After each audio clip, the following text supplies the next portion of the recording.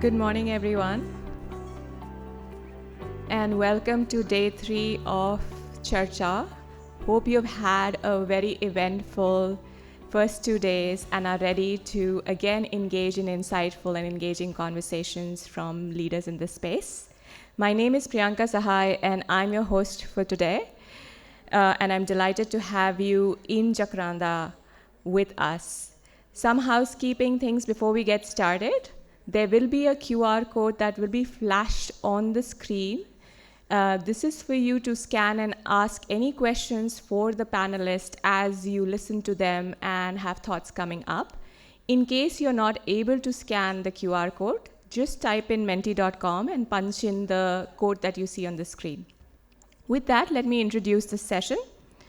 The next session is on Catalytic Capital for Knowledge, rethinking the role of CSR in advancing India's research and innovation ecosystem. This session is co-hosted by Mphasis. Please join me in welcoming our esteemed panel. Ajit Rangnekar, Director, Research and Innovation Circle of Hyderabad SVP India, former Dean of ISB.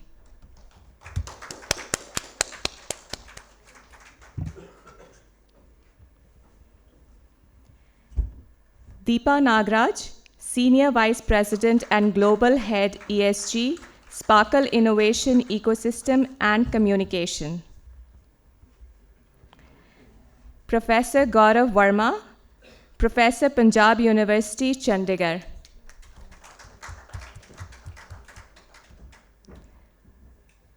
Johnson Tellis, Co-founder and CEO in Unity.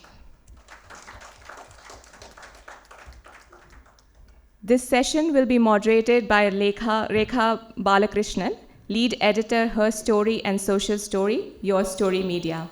Over to you, Rekha. Thank you and good morning, everyone.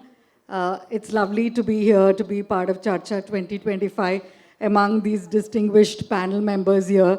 We've already had a lively pre-panel discussion, and I'm sure there are a lot of takeaways from this conversation here.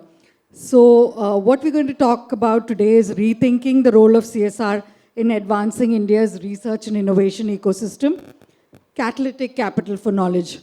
So India's CSR ecosystem today represents one of the largest pools of private development capital in the world. So in FY 22-23 alone, Indian companies spent almost 30,000 crore on CSR. But despite this, only a fraction of this flows into research, innovation, or knowledge building. Most of CSR still supports traditional areas like education, health, and community development. India's R&D, sadly, remains just 0.64% of GDP, and private sector participation is way under 40%. So what these numbers highlight is an important gap between our innovation potential, there's so much of talent and capability here, and the resources actually fueling it. So this is where the idea of catalytic capital becomes powerful. So CSR can be more than just compliance. It can be patient, risk-tolerant capital that bridges academia, industry, and communities. It can help build institutional capacity, fund research, and create knowledge to drive long-term social impact. So this discussion brings together voices that have been reimagining this link in different ways. So we have Johnson Tellis here from Unity, Professor Gaurav Verma from Punjab University, Deepa Nagraj from Mphasis, Sparkle Innovation System, and Ajit Rangnekar of Rich. So they'll help us unpack one big question. How can India move CSR from just charity to catalytic impact, turning it into a force that builds knowledge, institutions, and innovation for the future? A warm welcome to our panelists here. So let me set the stage here for this discussion by asking each one of you what catalytic capital means to you when it comes to research and innovation. Could you share one example of catalytic capital in action? We'll start with Ajit.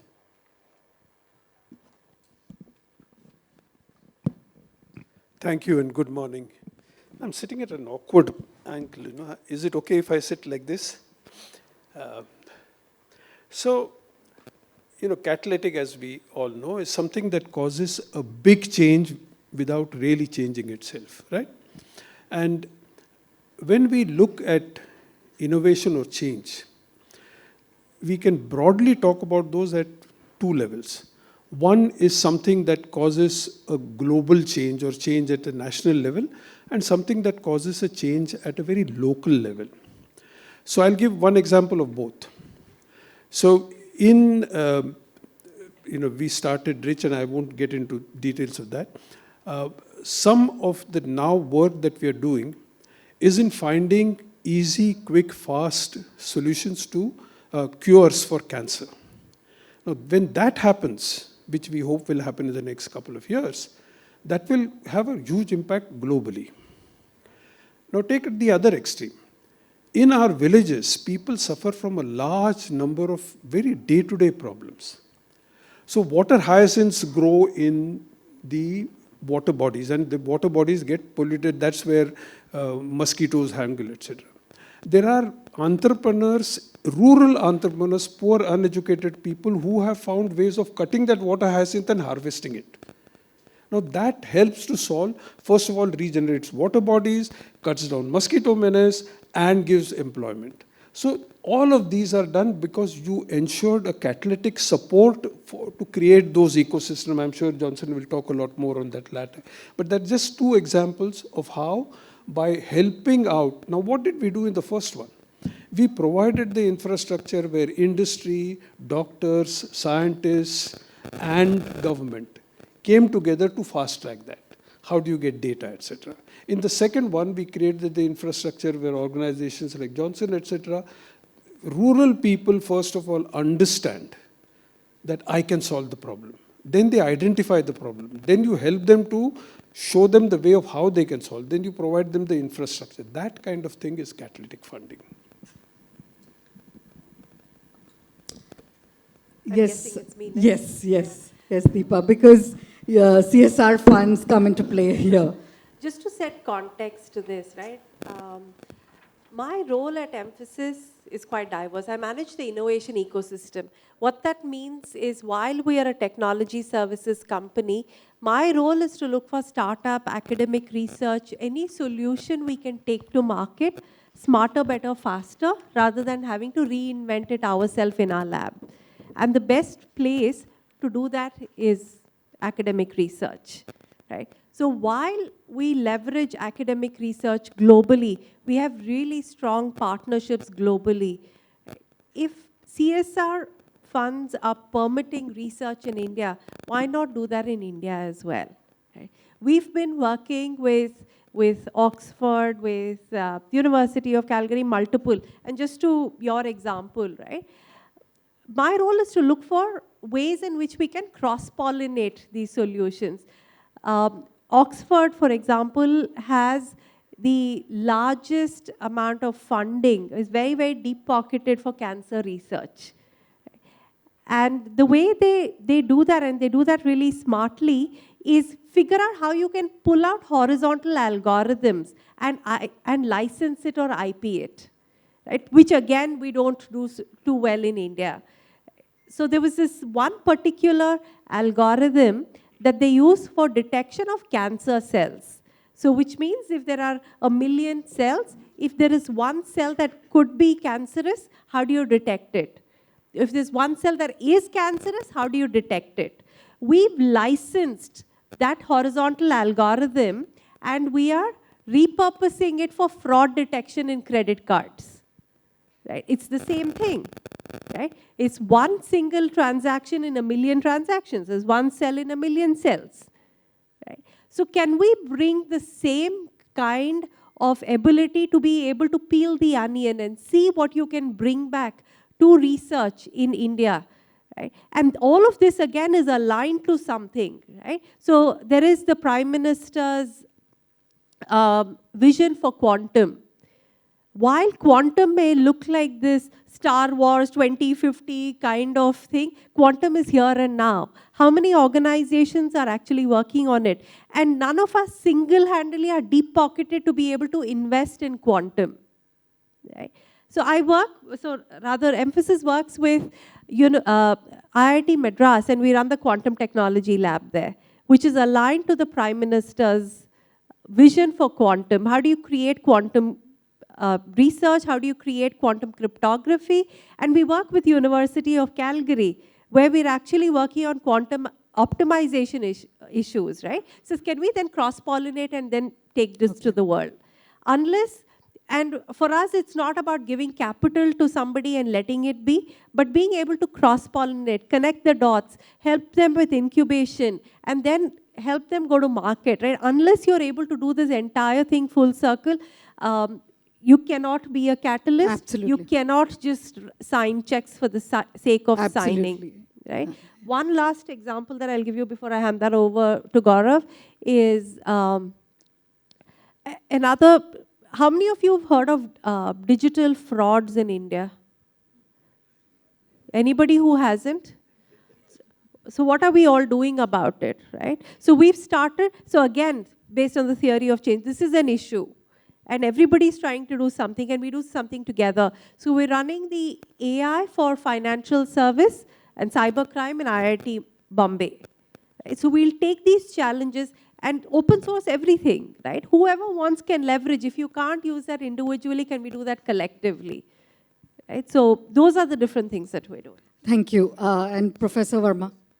Because for all of us, we've not forgotten, I hope, 5 years ago. The entire COVID vaccine is a classic case of research from academic coming into world. I don't think we need to talk of any more about what catalytic is. Yeah, absolutely. And Professor Verma, we were talking about the evolving nature of education and how does Catalytic Capital enhance this or help this? There's more to life than just speed, right? I'll start with this comment because being an active researcher in the lab and as a scientist or a technologist who mentors a lot of youngsters in doing cutting-edge research, we actually cannot put everything in timelines. So this world catalysis or catalytic, although it's our bread and butter being from chemical engineering, but I tend to deviate from it because research requires a lot of perseverance and patience. And this is the reason why when we ask questions, why India with such a huge population doesn't have a Nobel Prize in its name during the past few decades. Because we have been putting everything outcome-based. We have put everything in the bracket of parameters and metrics. I don't think that's how research actually works. The freedom to do research is fill it, shut it, and forget it, right? So that's my point of view, and I think I still lag real-life example apart from the COVID vaccine because that was a necessity which we were going through. But research requires perseverance. Thank you. Thank you. Johnson, you'll agree with the research requires perseverance. We've also been talking about taking research to tier 2, tier 3 towns and building institutional capacity. Applied research. Applied research, yes. Okay, so I come from a tier 2, tier 3 city, tier 2 city, but I work predominantly in tier 2 and tier 3 city. So let me break down certain things. Your question is, what's catalytic capital for means to us, our sector, and a couple of examples. So if you break down the whole spectrum of higher educational institutions, 4.5 crore people are in higher education institution. This is the cream of India, aspiring to have bright future. 64% of all our educational institutions are in tier 2, tier 3. 76% of all our higher educational students are enrolled into tier 2, tier 3 institutions. India talks about becoming the next superpower, which means the largest population which is in India, which is in tier 2, tier 3, which is 1 billion, needs to be uplifted. Who is doing that currently? Who is serving them? It is the MSMEs, it is the SMEs, as well as it is the district development, all the public infrastructure that is getting created. So the question that we wanted to really touch upon is, If 64% of higher education institutions and the largest aspirational youth population is in those institutions, how come they're not working with problems of that region, which is being driven through MSMEs and the District Development Authority? So for me, the catalytic capital means that engagement that happens between these two. So if you really look at the problem there, most of the tier 2, tier 3 institutions run because of fees that is being collected from the students. If I want to create common infrastructure, which can do applied research in the latest technologies that can empower the local MSMEs, I need to build a new infrastructure, which means I need to pull more fees from the students, which is not possible. When such kind of facilities and engagements are driven through the capital that is coming from the CSR, it becomes easier for tier 2, tier 3 institutions to promote this. Let me give a classic example. So a couple of my students, thanks to the funds that is coming from Mphasis right now, we created a common infra where my students could have built their capacity. Students started working with the district health administration. A software that was broken for almost 3 years, because of which the patients were not able to get the tablets that was given by the government, and therefore they had to go to a private and spend more money, which they don't have disposable income for, was fixed by students. Right? It's a small intervention, but now it is helping a lot of people because the District Development Authority had access to the talent from higher education institutions. Another example is how MSMEs in a region were able to loop in the talent, which usually get lost to Microsoft and Googles of the world because it is lucrative. But this 10% of the creamest cream in tier 2, tier 3 now get a chance to work with the regional MSMEs and build solutions that increases their efficiency. An example is cashew industry, which is the biggest in Mangalore, second largest in Asia. They have an issue with having a software that improves their efficiency. These software tools were built by the students because they were and the process of optimization because of your agentic AI. They were able to build it and increase the efficiency, thereby margins, and have more money to spend on upgradation. So classic example of how it can be catalytic. Very interesting. So keeping my eye on the clock, which seems to be running faster than my questions here, I'll throw open a few questions to all you panelists. So, because here we're talking about bridging this gap through institutional, academic, and CSR collaboration. So, what are the biggest barriers stopping research from translating into deployable community-level solutions? Especially, what are the hurdles universities face? Professor Gaurav Verma can perhaps start with that. You both can pitch in, and Deepa can talk about what institutions such as yourselves are doing to face this. Yeah, this gap was always there. See, it's been 75 years of independence. And we have been stressing on grassroots level research. But as I believe, research has to be unstructured. Because anybody who's in the ground or ground zero can actually look at real life problems better than somebody who's sitting in a classroom. And as I said, that is where the gap has risen. Initially, the focus of the government was on fundamental research because we were actually lagging in that for a long time. And we wanted to pick up threads from there. Then we started aping the West. Right? Most of our research, especially in the academics, was picking up good research papers from outside and then trying to ape it in our lab and rolling out some results which probably could float in some of the journals. And there was no application because nobody thought of what kinds of problems society was undergoing. We always thought poverty and hunger and other things are meant for social scientists, while somebody who's sitting in the good classroom is nothing to do with it. Right? Our focus was on creating literacy at that point. But after we have done that, still we are fixated on structured learning. Right? And all these frameworks which have come up from the regulatory authority are actually forcing us to fill up papers and mark the tick boxes. So we have to get out of it. Right? If the theme is rethinking, are we really rethinking? I believe not. Right. Thank you. Ajit, he spoke about research and funding research.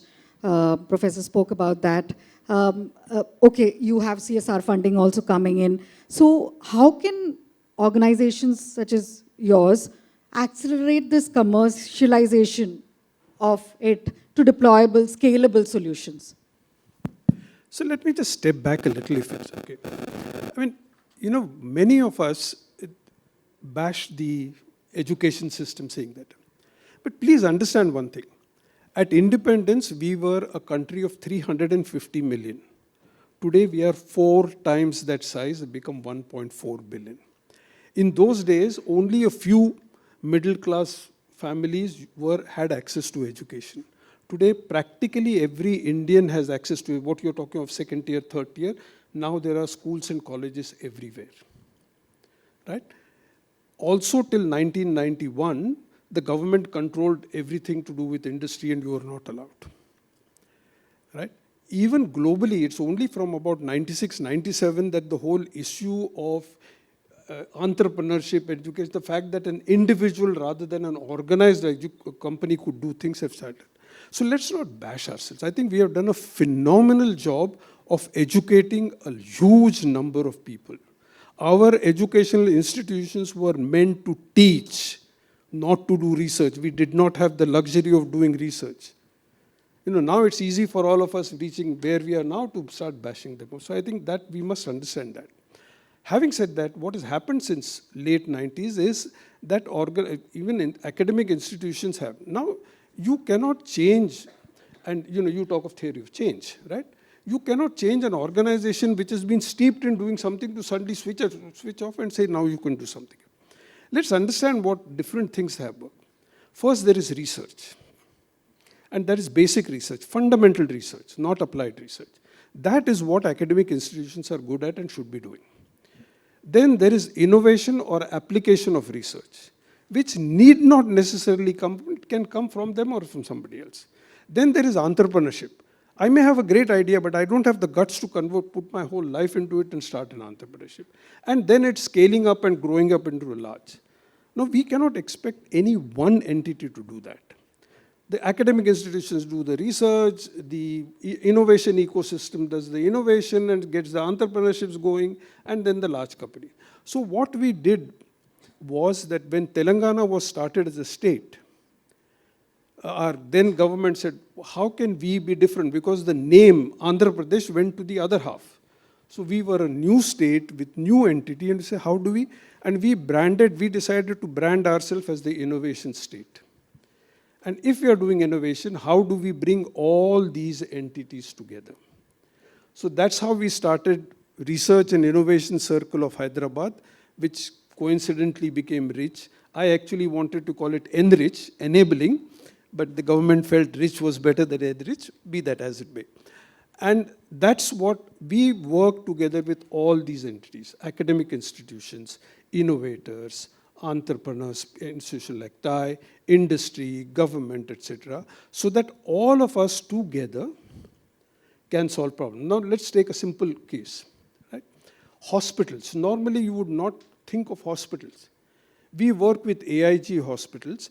We took them, some of the young doctors, to ISB, where we said, let's talk about AI, let's talk about how you think of AI. Today, those doctors are looking at, so there is something called code red. All of a sudden, in a hospital, a patient goes into serious case and everyone has to drop everything. They are now using AI to say, can I identify a potential case 1 hour before and start? Similarly, septic. Septic in hospital is unfortunately not an unusual problem. Can I prevent that a day in advance? So now doctors working with professors, working with data scientists, etc., for that to happen, it's nobody's job. How do you bring? That is what institutions like us do. So when we started RICH, we showed that to the Office of the Principal Scientific Advisor in Delhi at that time. Today now, the government of India has got 8 states in which the science and technology clusters work. So RICH was the first one. There are 7 more which the center has this thing.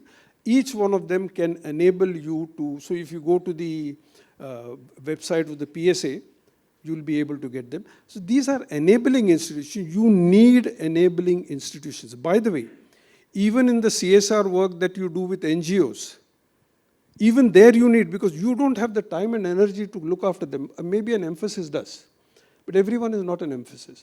So you need. So again, I'm part of something called social venture partners, where we work with NGOs to scale them up. And again, SVP is also happens to be in 8. 8 is a magical number for me, it looks like. Similarly, in agriculture, we don't realize what a big challenge we face in agriculture. With climate change, there is an expectation that extreme climate events will happen 30 times, not 30%, 30 times, which is going to create a havoc to agriculture. So our food production could dramatically reduce. What will that mean? People will move. Either they'll move to forest, in which case zoonotic diseases will move, or they'll move into somebody else's area, in which case fights between people will go. Right? No, we need to stop that. Technology is the only way in which we can stop that. But there is no data today in agriculture which is standardized. Where CSR can come in is in working with institutions like the Agri Collaboratory, which is actually out of Bangalore, and a few others like that. Can we create a standard data so that just like mobile money, which all of us use, can the country use that kind? That to me would be transformational thing. So there is a lot of role, but you need intermediary organizations like SVP, RAGE, TAC, etc. to enable it. Absolutely. So, Johnson, you were also talking about building capacity from ground up. This is where this cross collaboration comes into play. Yeah, so just picking, I'll kind of draw the line from there itself. So if you look at tier 2, tier 3, again, when you look at MSMEs which are building value, they usually build value for companies on the higher end of the value chain, right? So the upper ones. So mostly these MSMEs therefore build on services. But therefore the kind of pay scale that people who are working with them they have is usually between the range of 15 to 25,000. So naturally, the kids will then, whoever is getting into these MSMEs will have lower pay. So the first exercise for us is to see, can our regional talent, who are really good, start working with them at early stage of higher education. And thereafter, they can, with that experience, they can go 15-20% will migrate to tier 1 or even abroad for work. But can we have good number of talent working with the regional MSMEs to build that kind of value? Okay. Second one is, if there could be research and technology that we're talking about. Technology, yes, it is a great leveler, but when it comes to using technology, technology is already democratized. But if I have to build some use cases of that technology, again, I need that kind of an infrastructure in tier 2, tier 3, space. So that's where the challenge comes. So when you asked about what's the barrier today, having access to that technology to build some useful application for the MSMEs, because MSMEs don't have that kind of a money to give to the regional institution. So naturally, it has to flow from CSR. So one of the exercises that we have done with the funds that we have received from Mphasis is that we have created shared infra. So in shared infra, what do I mean by shared infra? We have built it on robotics, AI, agentic AI space. We have created hardwares and software subscriptions, etc. My students get to learn those things. We have created a batch of 300 highly talented. We have pulled it from different colleges, and we have done this exercise. The capacity or competency rather in that domain has been built. But we also now need to somehow organize MSMEs and bring them inside the ecosystem. So we worked with the District Development Authority, that is the bureaucrats, and the elected representative. These are MPs of our region. So we have organized a program for all MSMEs who are wanting to grow to come together in one forum. And now their challenges are being solved by the students because they have got access to this infra. So it kind of allows them to build solutions at nobody's cost because it is coming from CSR. So what we're seeing now, there is an experience that is being shared with the MSMEs because of which the value is getting grown. Talent that otherwise would have lost, Microsoft and Google's are now working with the regional MSMEs, which will help them to improve their value offerings. And lastly, the students who are getting this kind of competence are now able to earn more, which earlier was a bracket of 15 to 25,000. Now they're able to earn 35 to 45,000, which is a huge jump in tier 2, tier 3 context. Okay, thank you. Deepa, what have been your interesting takeaways from this cross-sector collaboration, and how have you seen it evolve, most importantly? Sure. I think one of the first things, at least learning for me, is aligning these to, like Ajit said, theory of change, but also what the government is doing. Government doesn't have to be a synonym for something that's not working or is broken. There are a lot of people who are doing good, and there is also, if you're aligning to say the Prime Minister's vision or the state vision of doing something, you then really become the catalyst to be able to promote that, and everybody's working in the same direction. And I believe that this is like a strong cultural change, right? If we came from an education system that was meant to learn, relearn, and not as much unlearn and recreate, right?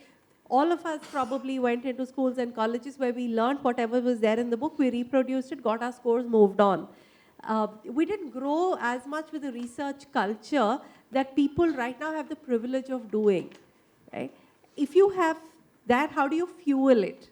And how do you kind of create the cultural change to be able to do that, right? So this is probably the funding to do the cultural shift. Once you're able to do the culture workshop in each of our organizations is so difficult. How do you do it for a country this size? And the easier way for you to do it then is to see if you can align it to what the country wants. If the Prime Minister has a quantum vision and they're working towards it, figure out who's the right partner who can help you with that. Likewise, in the state of Karnataka, where we are headquartered, we have something called the Nipuna Karnataka scheme, which the government of Karnataka is working towards to help tier 2, tier 3 cities. So we headquartered in Bangalore. And those of you who hear Bangalore probably thinking about traffic and how it's expanding, right? So the government is creating other cities in Karnataka beyond Bangalore. It's called the Beyond Bangalore scheme. Mangalore is one of the cities that they are promoting specifically for technology and for financial capital.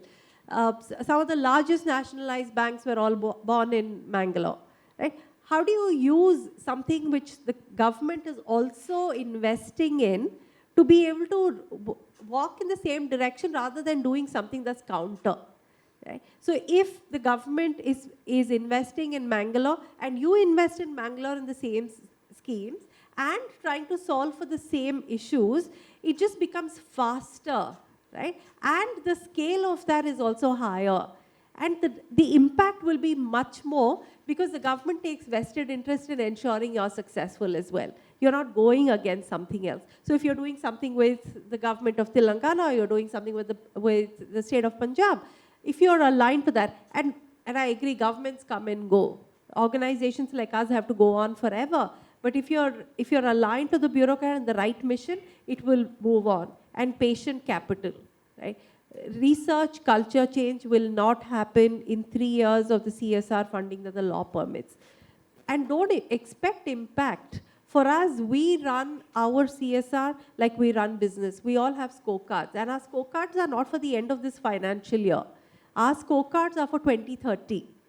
We've pegged the 2030 just like how you have a corporate mission, right? We'll be $1 billion in 2030 or whatever. And then you have the entire corporate strategy to align. You figure out how to get the resources, who are the right people, what is the right geography you're going to. Exact same way, we try to figure out what's the theory of change we want to bring, what's our scorecard for 2030, then work backwards to align who are the partners who can help us reach that, what are the milestones, and therefore start working towards it. So it can never be, to your point, anything which is a flash in the pan, cannot be myopic quarter on quarter, though we're all listed companies and we work quarter on quarter. It has to be long term.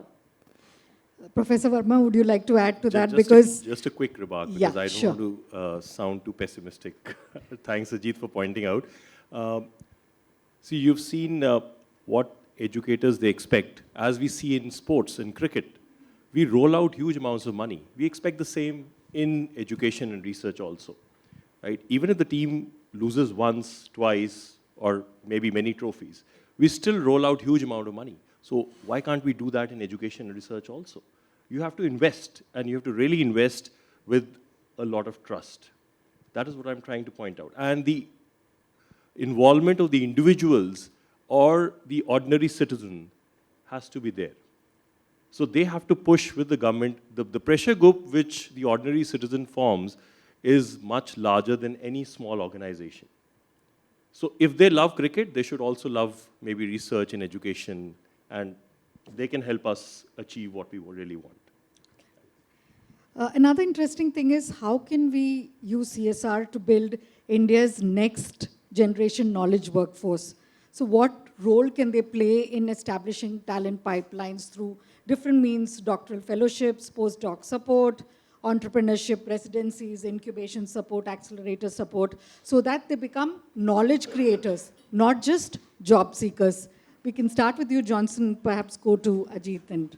Yeah, I was having the luxury of taking down notes when they were still saying, so this is a bouncer. Okay, so a couple of things here.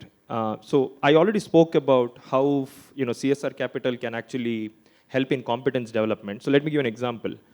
So we had in our regions, by the way, I do work in Mangalore, but then we are predominant in Karnataka. We work in 9 clusters. We are working in Maharashtra as well as in Tamil Nadu now.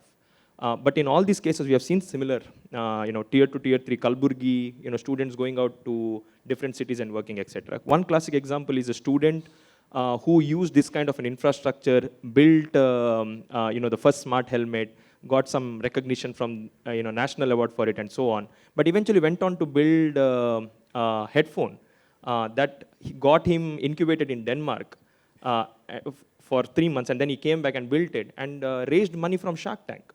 Right? And Piyush Bansal invested in him for 50 crores valuation. And now, in the last 6 months, he has built his team from 3 people to 40 people. And all the 40 people that he employed are from tier 2, tier 3. Right? So when we are looking at this kind of a capital that is made available for people in tier 2, tier 3 who are really aspirational, want to become the part of the elite club, they eventually also remember where did they come from. And therefore, they'll create more opportunity for tier 2, tier 3. Okay. So that's one scope that I was expecting. Right. This was just last one point there. Even from talking from MSMEs, right? So the largest number of MSMEs, 171 MSMEs have raised about 43,000 crores, in public listing, and there's a growing scope for it. So therefore, I feel this kind of a capital can help regional talent to work with them. Let me end it, because I think she has got some very valid points to talk about. Yeah, she was talking about University of Luxury. But I'll just take the example of ISB, right? In 96, India had just opened up 5 years ago, and we were globally not competitive. Now, MNCs wanted talent in India which understood India and global standards. Indian companies needed talent which would compete with them. That is how ISB was created. And ISB was created with corporate funding. Yes. That created the first base. Then way back in 2008 or thereabouts, we said all that is fine, but what are the building blocks of this country? So we said public service, health, manufacturing, and infrastructure. Again, we went to those 4 industries and said fund this so that we can create the capacity for it. Now, we are talking about AI, and that's why I wanted her to talk about it. There is need to talk about cyber security. There is need to talk about health and public health. There's need to talk about... This is where CSR needs to step in. Sure. I know we're working against the clock, but I'll probably talk to you about what we're doing tomorrow, right? Sorry, before that, a quick sidebar comment. If any of you have read Steve Schwartzman's book, right? In that he says, if you didn't create a private equity player, what would you have done? He said, I would have been a telephone operator. This old telephone operator where you pull in one plug and connect it to somebody else. I think all of us in some ways should work around connecting people and connecting things. There are no brownie points for keeping all your contacts and Rolodex to yourself. Right? Classic example of, so after here, we headed to Chandigarh to Plaksha University. F1, Bhas F1, the F1 team is a partner of Mphasis, right? And that we're using for branding, marketing, and nothing to do with CSR. But he said F1 is very interesting for students, right? And like you said, cricket is. But can we do something with F1, AI, and research for students? because it'll get them interested. If you go to students and say, let's do something for agricultural crop and how crickets are infested in rice, they're probably not going to do much, right? But if you tell them, can you do research for F1 cars, and these are the 3 challenges they have, solved for it, you'll have more participation. So we roll this out to all the students, undergrad, postgraduate students in India. We got about 1,800 applications. 50 have been shortlisted, and they're spending 2 days in Plaksha University tomorrow and day after. 3 teams that get shortlisted go to F1 factory in Oxford and spend 1 week there, and then they come back, and then they implement those as projects, as internship projects at Mphasis. So you're bringing in marketing dollars, CSR spend, business, together to be able to solve for something. So if the organization is working with you, just like how I said, you work with governments, you work with what they're trying to do to bring this together, it becomes smaller. I just saw Ankit in the thing, so I'm going to talk about what his organization does, is the Asman Foundation. They help tier 2, tier 3 and village children figure out what career options they should take up. Typically, if you ask children in tier 2, tier 3 cities, beta, aapko kya banna hai? They'll say doctor ya engineer. They either don't have the capability or the ability to be able to become doctors or engineers. They don't even know there are alternate ways in which you can probably get something done, right? They don't know that you could probably be a physiotherapist, or you can be a physical coach, or whatever else. They don't even know those options are there.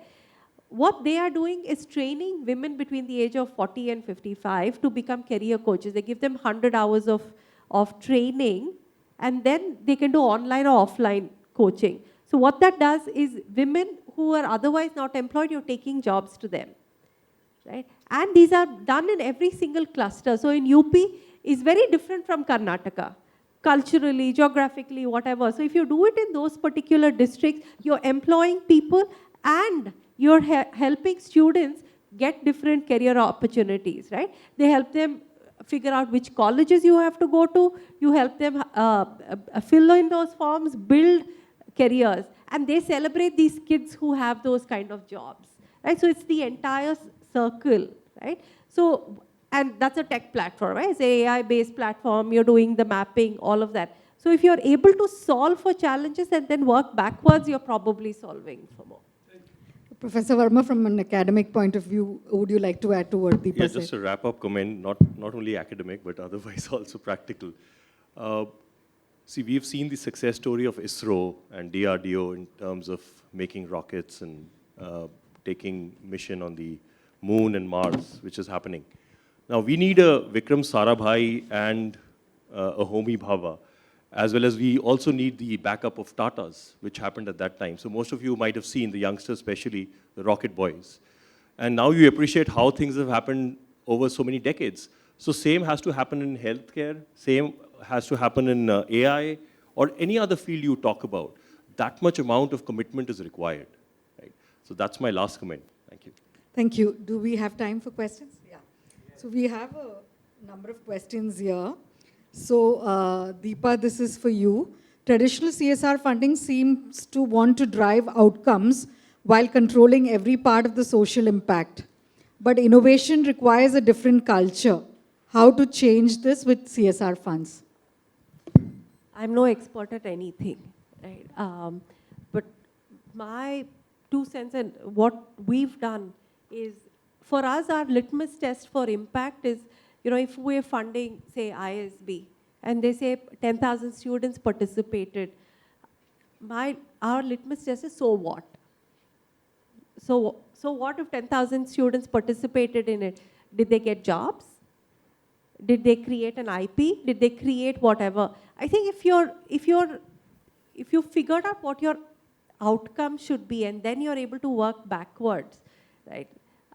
That itself is a game changer for us, right?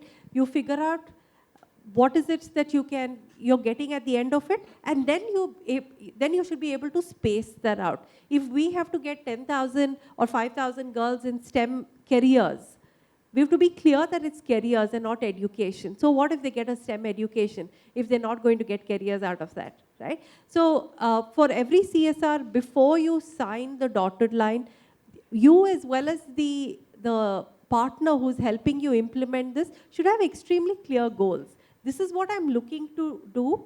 This is how I'm going to spend my funds. And this is one of the conversations that we have. Therefore, how much goes into admin expense? How much goes into your own ability to be able to execute on it, right? You can't keep expecting organizations to keep executing on it as well. And there are some that organizations do work on, some that organizations don't work on, right? And research doesn't only mean academic research. So Arman is sitting there. If you don't know him, he's a celebrity in Delhi. You should meet him. Arman is the CEO of National Center of Employment of People with Disabilities. Most times, we don't even have data to support what we want to do. It's a great tagline to say, I want to employ people with disabilities. How, where do you have the ability in your organization to employ them? Where are these people with disabilities? You don't see them in malls. You don't see them here in places like this. Probably they don't have access. So some of the research that you also fund is organizations like this to figure out where are the missing millions.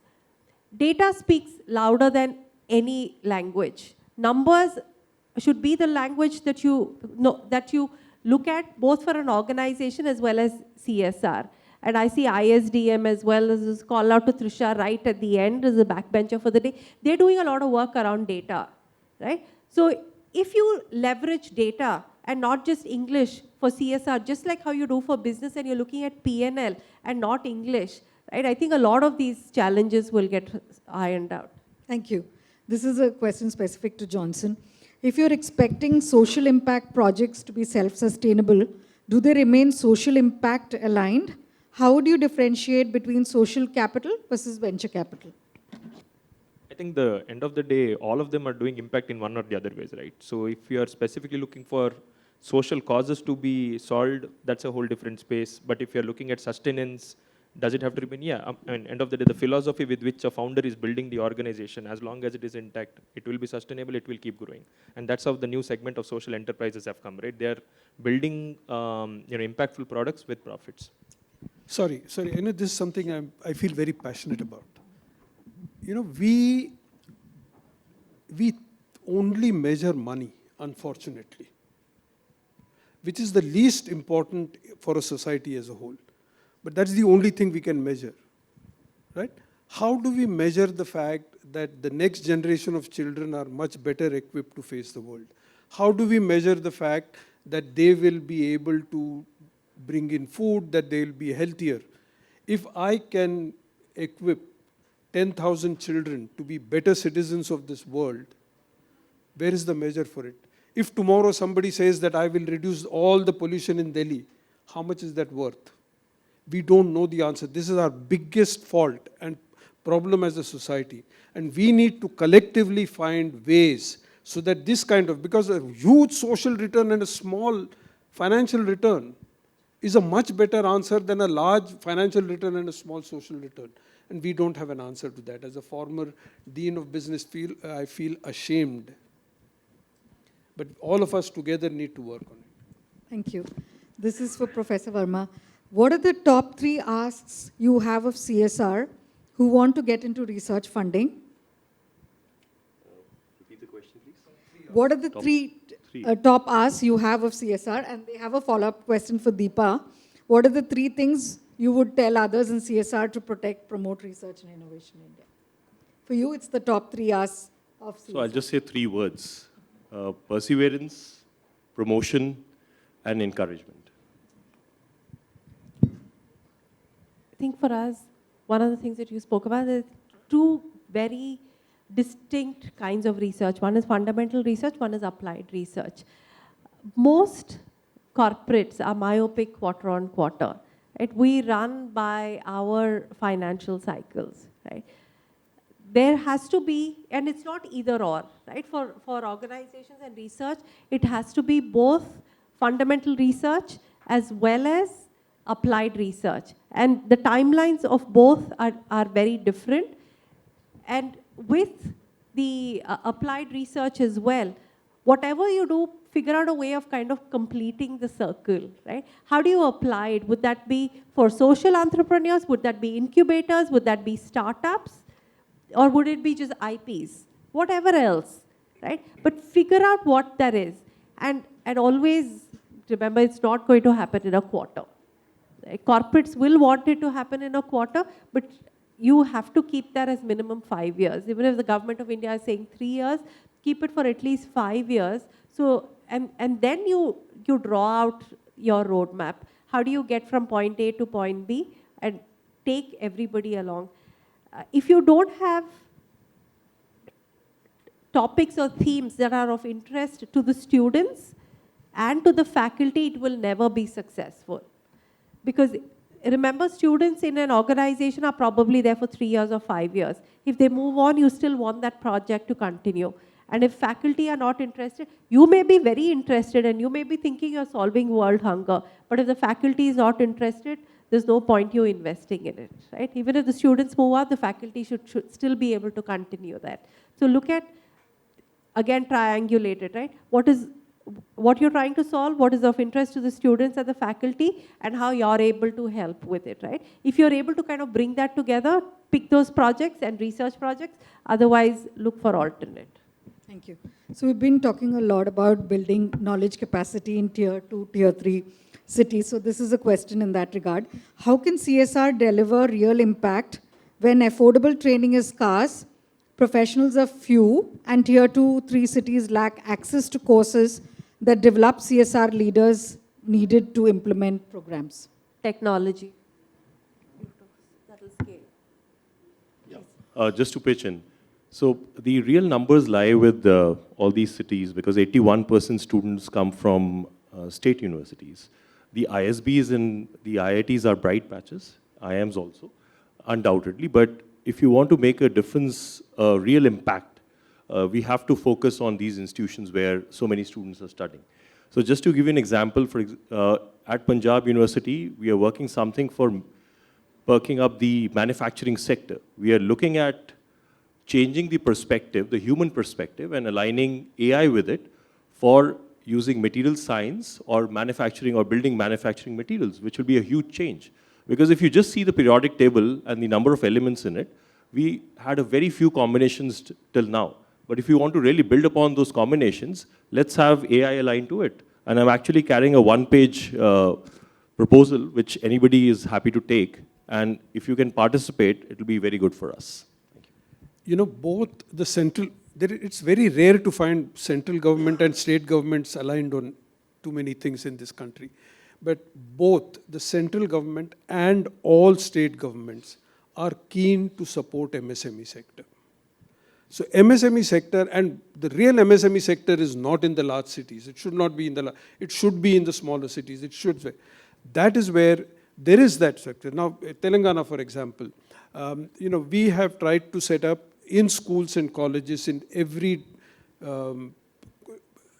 constituency of an MLA, because you don't want political fights, right? Enabling institutions which work with the MSME sector, which work with the colleges. Similarly, AP has set up 5 centers of excellence, and people, you know, you should be really working there. We need enabling institutions which can help that. And this is where the enabling institutions and roles of some of those people come in. Go to the enabling institutions. If your focus is MSME, there is a lot to be done, and there's a lot can be done and will be done. Partly using technology, partly using people, partly using government help. That is, in my opinion, a low-hanging fruit which is of great interest to this country.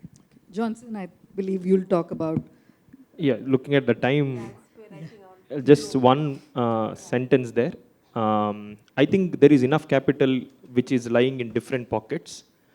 If CSR can give that small seed to show a proof, everybody are willing to empty their pocket in tier 2, tier 3. And that's the catalyst for us. Thank you so much. Just one last thing. I'm extending an invitation on behalf of the Ministry of Earth Sciences, which is organizing the India International Science Festival. Please come to Chandigarh. It is December 6 to 9, and it is happening at Punjab University. So you'll be able to see the state of affairs for what we have done, what we are doing, and what is the future for science and technology. So iisf2025.in is the website. You can go through it, and we'll be happy to host you. Thank you. Thank you so much, Ajit, Deepa, Gaurav, and Johnson for this insightful conversation. So I read somewhere that when CSR becomes the early believer when no one is ready. So thank you so much, and thank you, Charcha, for this opportunity to have this wonderful conversation. Thank you.